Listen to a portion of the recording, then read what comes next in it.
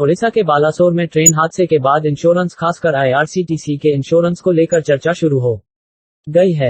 लोग इसके महत्व के बारे में बात कर रहे हैं।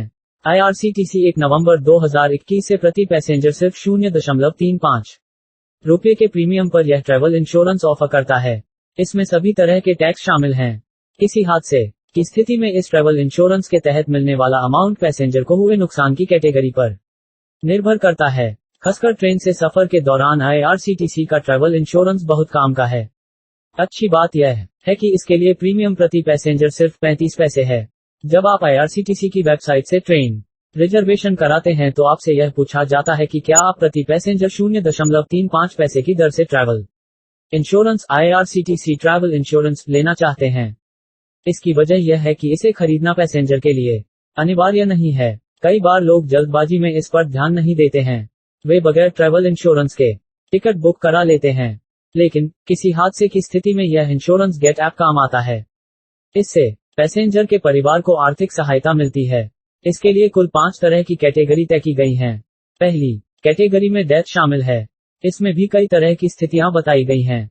इसमें कहा गया है कि अगर हादसे के 12 मंथ्स के अंदर चोट लगने की वजह से पैसेंजर की मौत हो जाती है तो उसे सम एश्योर्ड का 100% अमाउंट का पेमेंट होता है। बीमा कवर की दूसरी कैटेगरी स्थायी विकलांगता की स्थिति में दूसरी कैटेगरी में स्थायी विकलांगता को शामिल किया गया है। इसमें बताया गया है कि अगर सफर में हुए हादसे के 12 महीने के अंदर पैसेंजर स्थायी रूप से विकलांग हो जाता है तो उसे सम एश्योर्ड का 100% मिलता है।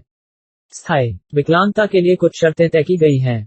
इन शर्तों के पूरी होने पर पैसेंजर 10 लाख रुपए का इंश्योरेंस कवर हासिल करने का हकदार होता है। बीमा की तीसरी कैटेगरी स्थायी आंशिक विकलांगता पर तीसरी कैटेगरी में स्थायी आंशिक विकलांगता आती है। इसमें कहा गया है कि अगर हादसे के 12 महीने के अंदर पैसेंजर स्थायी रूप से आंशिक विकलांग हो जाता है तो उसे सम एश्योर्ड का 75% अमाउंट मिलेगा। स्थायी आंशिक विकलांगता के लिए कुछ शर्तें तय हैं।